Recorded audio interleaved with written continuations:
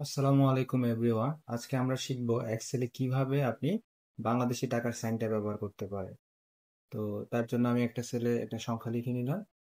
তো এটাকে আমি প্রথমত এখান থেকে নাম্বার সেকশন থেকে অ্যাকাউন্টসে নিয়ে যাব।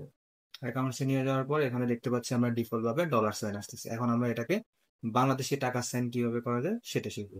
তো আমি এই সেলটা সিলেক্ট থাকা অবস্থায় রাইট বাটনে ক্লিক করলাম। এরপর এখান থেকে আমি ফরম্যাট সেলে যাব। ফরম্যাট সেলে যাওয়ার পর অ্যাকাউন্টিং আমি এখানে সিম্বল হিসেবে দেখতে পারতেছি ডলার সাইন। তো এখান থেকে আমি অ্যারোতে ক্লিক করলে এখানে অনেক রকমের সিম্বল আমার দেখা যাবে। তো আমি খুঁজে নিব আমাদের বাংলাদেশি টাকা।